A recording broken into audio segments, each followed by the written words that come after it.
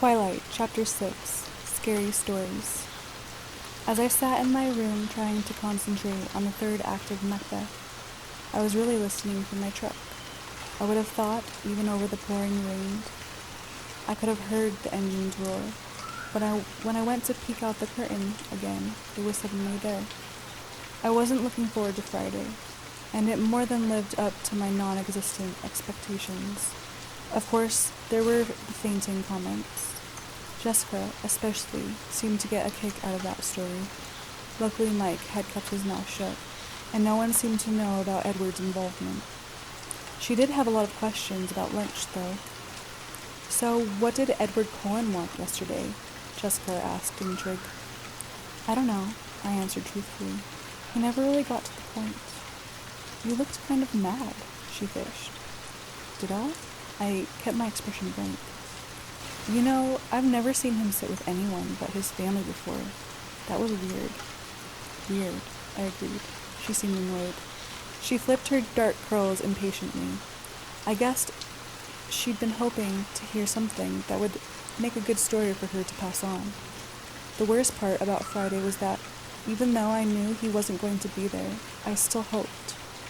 When I walked into the cafeteria with Jessica and Mike, I couldn't keep from looking at his table, where Rosalie, Alice, and Jasper sat talking, heads close together, and I couldn't stop the gloom that engulfed me as I realized I didn't know how long I would have to wait before I saw him again.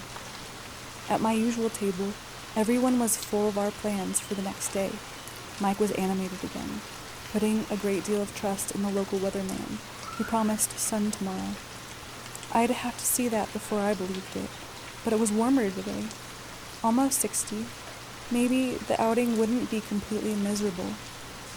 I intercepted a few unfriendly glances from Lauren during lunch, which I didn't understand until we were all walking out of the room together. I was right behind her, just a foot from her slick, silver blonde hair, and she was evidently unaware of that. "Don't know why Bella," she sneered my name, "doesn't just sit with the Cullens from now on." I heard her muttering to Mike. I'd never noticed what an unpleasant, nasal voice she had, and I was surprised by the malice in it. I really didn't know her well at all, certainly not well enough for her to dislike me, or so I thought. "She's my friend. She sits with us," Mike whispered back loyally, but also a bit territorially. I paused to let Jess and Angela pass me. I didn't want to hear any more. That night at dinner, Charlie seemed enthusiastic about my trip to La Push in the morning. I think he felt guilty for leaving me home alone on the weekends, but he'd spent too many years building his habits to break them now. Of course, he knew the names of all the kids going, and their parents, and their grandparents, and their great-grandparents. He seemed to approve. I wondered if he would approve of my plan to ride to Seattle with Edward Cullen. Not that I was going to tell him. "Dad, do you know a place called Goat Rocks or something like that? I think it's south of Mount Rainier," I asked casually. "Yeah, why?" I shrugged. "Some kids were talking about camping there." "It's not a very good place for camping," he sounded surprised. "Too many bears. Most people go there during the hunting season." "Oh," I murmured. "Maybe I got the name wrong."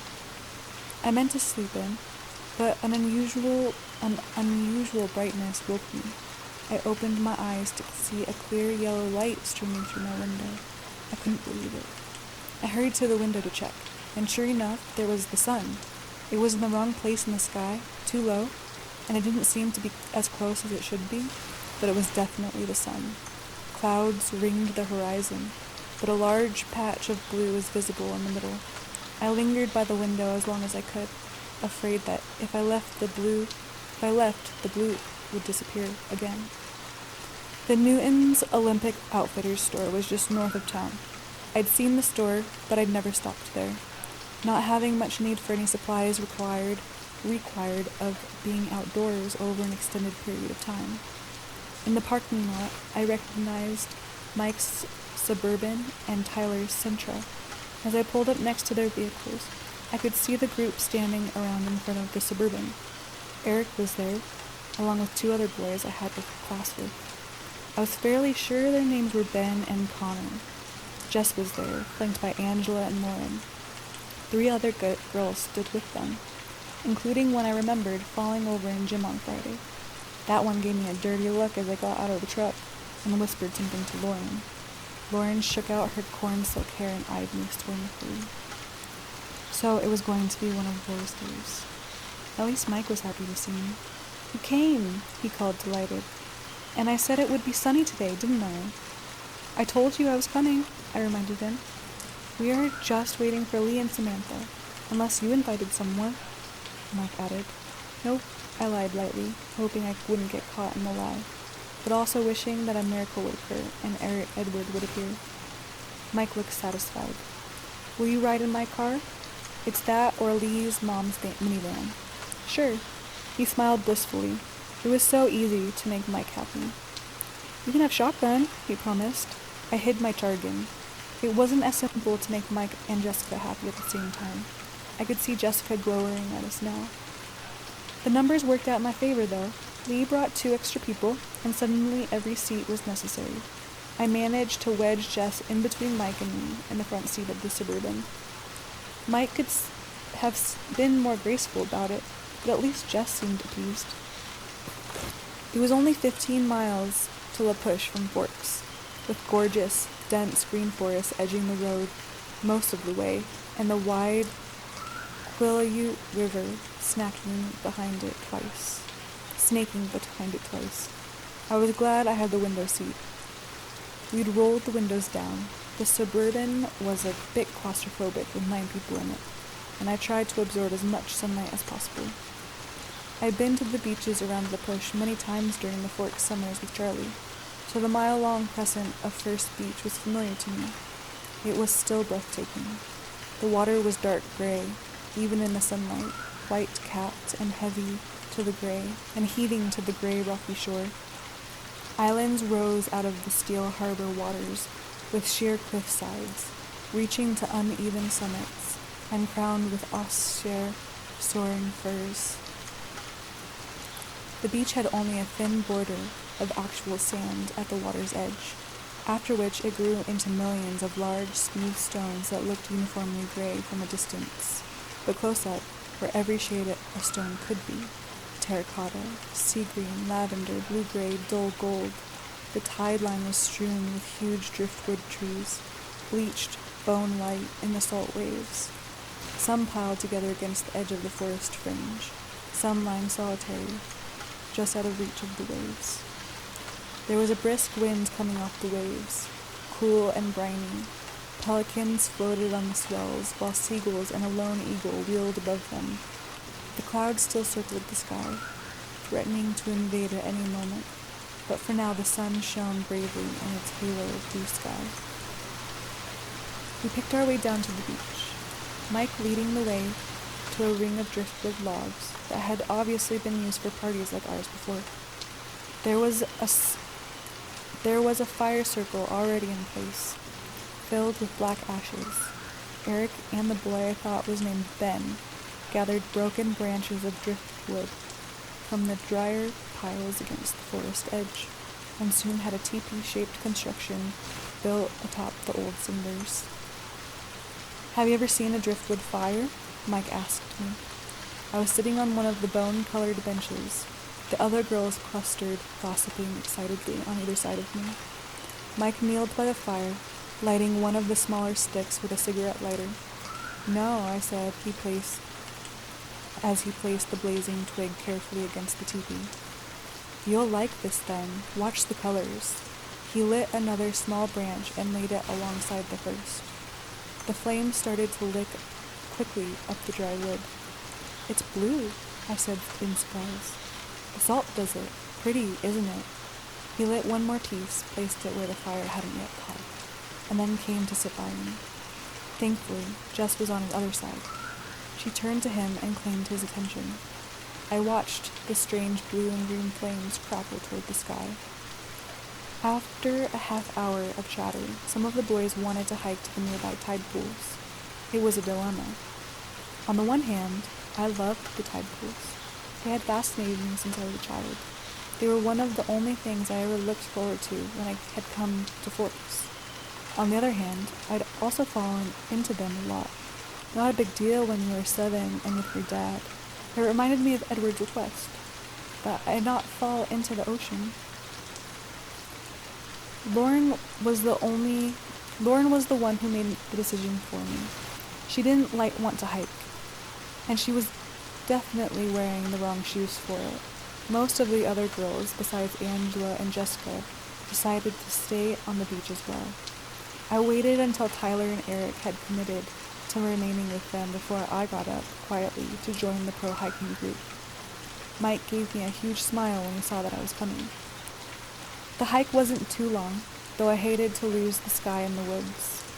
The green light of the forest was strangely at odds with the adolescent laughter, too murky and ominous to be in harmony with the light banter around me. I had to watch each step I took very carefully, avoiding roots below and branches above, and soon I fell behind. Eventually I broke through the emerald confines of the forest and found the rocky shore again. It was low tide, and a tidal river flowed past us on its way to the sea. Along its pebbled banks, shallow pools that never completely drained were teeming with life. I was very cautious not to lean too far over the little ocean ponds. The others were fearless, leaping over the rocks, perching precariously on the edges. I found a very stable-looking rock on the fringe of one of the largest pools that sat there very cautiously, spellbound by the natural aquarium below me.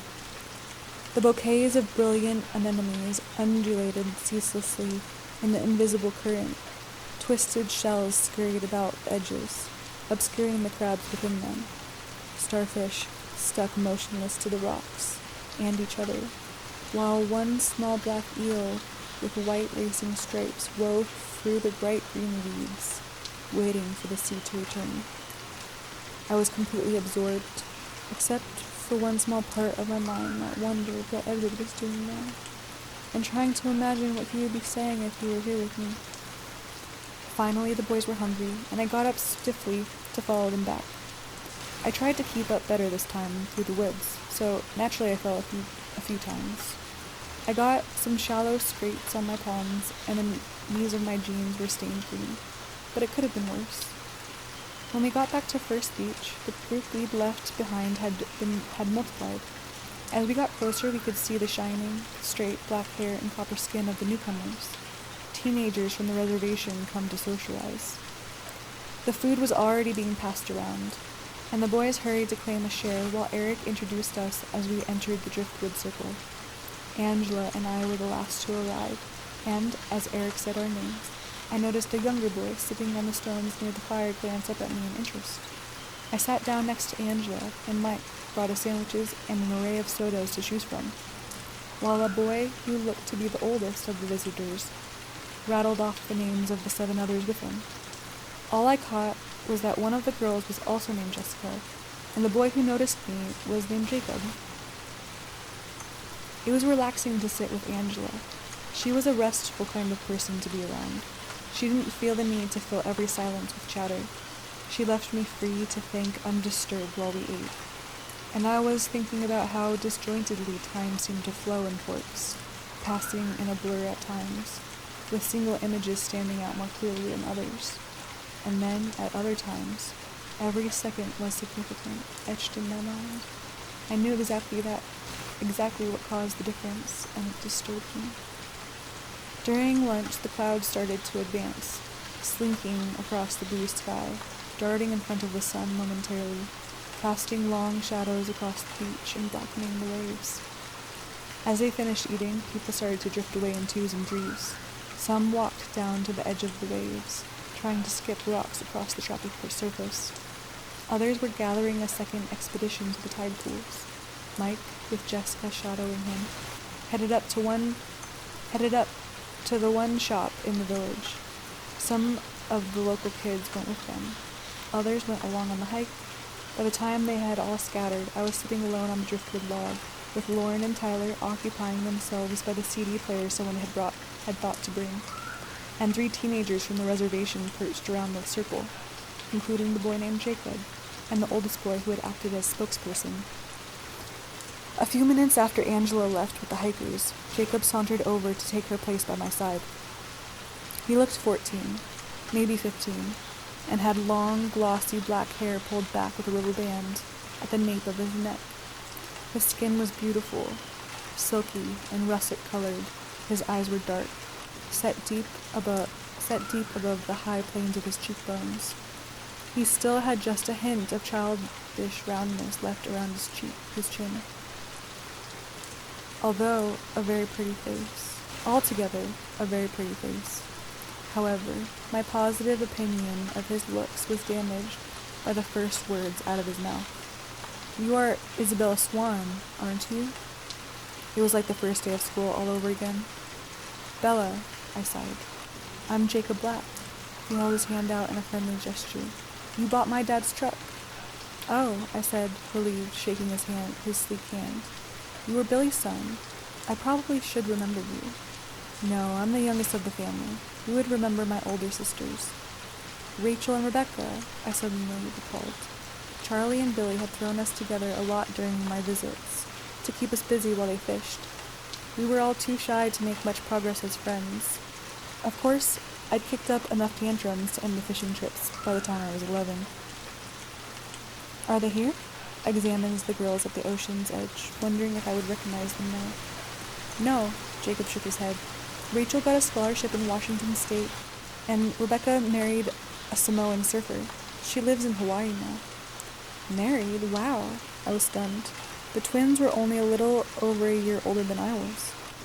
"So how do you like the truck?" he asked. "I love it. It runs great." "Yeah, but it's really slow," he laughed. I was so relieved when Charlie bought it.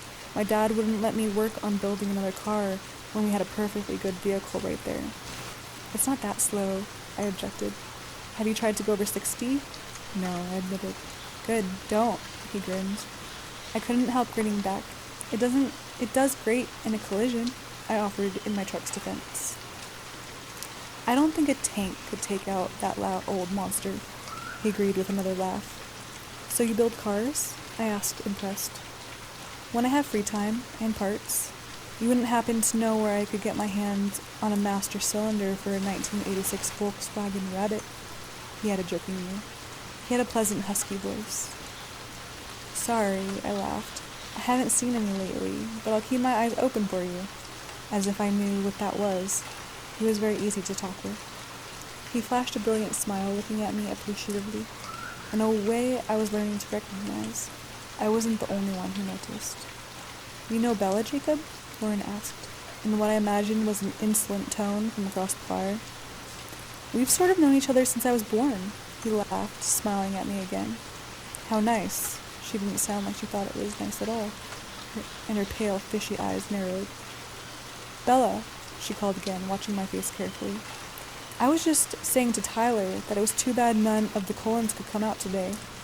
Didn't anyone think to invite them?" Her expression of concern was unconvincing. "You mean Dr. Carlisle, Cullen's family?" the tall, older boy asked before I could respond, much to Lauren's irritation. He was really closer to a man than a boy, and his voice was very deep. "Yes, do you know them?" she asked condescendingly, turning halfway toward him. "The Cullens don't come here," he said in a tone that closed the subject, ignoring her question. Tyler, trying to win back her attention, asked Lauren's opinion on a CD he held. She was distracted. I stared at the deep-voiced boy, taken aback, but he was looking away toward the dark forest behind us. He'd said that the Cullens didn't come here, but his tone implied something more, that they weren't allowed. They were prohibited. His manner left a strange impression on me, and I tried to ignore it without success. Jacob interrupted my meditation. "So, is Forks driving you insane yet?"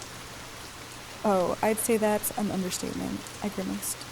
He grinned understandingly. I was still turning over the brief comment on the Cullens, and I had a sudden inspiration. It was a stupid plan, but I didn't have any better ideas. I hoped that young Jacob was as yet inexperienced around girls, so that he wouldn't see through my shirt to be pitiful attempts at flirting. "Do you want to walk down the beach with me?" I asked, trying to imitate that way Edward had of looking up from underneath his lashes. It couldn't have nearly the same effect, I was sure, but Jacob jumped up willingly enough. As we walked north across the multi-hued stones towards the driftwood sea wall, the clouds finally closed rings across the sky, causing the sea to darken and the temperature to drop. I shoved my hands deep into the pockets of my jacket. "So you are, 16? I asked, trying not to look like an idiot as I fluttered my eyelids the way I'd seen girls do on TV. "I just turned 15, he confessed, flattered. "Really?" My face was full of false surprise. "I would have thought you were older." "I'm tall for my age," he explained. "Do you come up to Forks much?" I asked archly, as if I was hoping for a yes. I sounded idiotic to myself. I was afraid he would turn on me with disgust and accuse me of my fraud, but he still seemed flattered. "Not too much," he admitted with a frown. "But when I get my car finished, I can go up as much as I want, after I get my license," he amended. Who was that other boy Lauren was talking to? He seemed a little old to be hanging out with us. I purposefully lumped myself in with the youngsters, trying to make it clear that I preferred Jacob. "That's Sam. He's 19, he informed me. "What was that he was saying about the doctor's family?" I asked innocently. "The Colons? Oh, they're not supposed to come onto the reservation." He looked away, out toward James Island, as he confirmed what I thought I'd heard in Sam's voice. "Why not?" He glanced back at me, biting his lip. "I'm not supposed to say anything about that." "Oh, I won't tell anyone. I'm just curious." I tried to make myself alluring, wondering if I was laying it on too thick. He smiled back, though, looking allured. Then he lifted one eyebrow, and his voice was even huskier than before. "Do you like scary stories?" he asked ominously. "I love them," I enthused, making an effort to smell the webbing. Jacob strolled to a nearby driftwood tree that had its roots sticking out like a attenuated legs of a huge pale spider. He perched lightly on one of the twisted roots while I sat beneath him on the body of the tree. He stared down at the rocks, a smile hovering around the edge of his broad lips. I could see he was going to try to make this good. I focused on keeping the vital interest I felt out of my eyes. "Do you know any of our old stories? About where we came from? The Quillettes, I mean," he began. "Not really," I admitted. "Well, there are lots of legends, some of them claiming to date back to the flood. Supposedly, the ancient Quillettes tied their canoes to the tops of the tallest trees on the mountain to survive like Noah and the Ark." He smiled to show me how little stock he put in the stories. "Another legend claims that we descended from wolves, and that the wolves are our brothers still. It's against tribal law to kill them. Then there are the stories about the Cold Ones." His voice dropped a little lower. "The Cold Ones?" I asked, not faking my intrigue now. "Yes. There are stories of the Cold Ones, as old as the wolf legends, and some much more recent. According to legend, my own great-grandfather knew some of them. He was the one who made the treaty that kept them off our land." He rolled his eyes. Your great-grandfather?" I encouraged. "He was a tribal elder, like my father, you see. The Cold Ones are the natural enemies of the wolf. Well, not the wolf, really, but the wolves that turn into men, like our ancestors. You would call them werewolves." "Werewolves have enemies?" "Only one." I stared at him earnestly, hoping to disguise my impatience as in admiration. "So you see," Jacob continued, "the Cold Ones are traditionally our enemies. But this pack came to our territory during my great-grandfather's time was different. They didn't hunt the way others of their kind did. They weren't supposed to be dangerous to the tribe. So my great-grandfather made a truce with them. If they would promise to stay off our lands, we wouldn't expose them to the palefaces." He winked at me. "If they weren't dangerous, then why?" I tried to understand, struggling not to let him see how seriously I was considering his ghost story. "There's always a risk for humans to be around the Cold Ones, even if they're civilized like this clan was. You never know when they might get too hungry to resist. He deliberately worked a thick edge of menace into his tone. What do you mean, civilized? They claimed that they didn't hunt humans. They supposedly were somehow able to prey on animals instead. I tried to keep my voice casual. So how does it fit in with the Collins? Are they like the cold ones your grandfather met? No, he paused dramatically. They are the same ones. He must have thought the expression on my face was fear inspired by his story. He smiled, pleased, and continued. There are more of them now, a new female and a new male, but the rest are the same. In my great-grandfather's time, they already knew of the leader, Carlyle. He'd been here and gone before your people had arrived. He was fighting a smile. And what are they?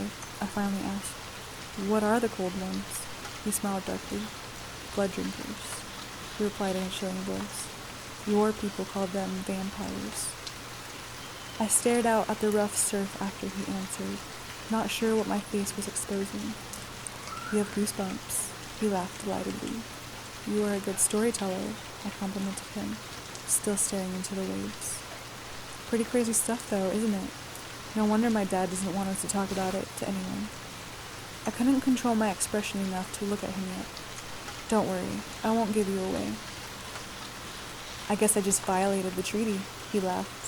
I'll take it to the grave, I promised, and then I shivered. Seriously though, don't say anything to Charlie. He was pretty mad at my dad when he had heard that some of us weren't going to the hospital since Dr. Cullen started working there. I won't, of course not.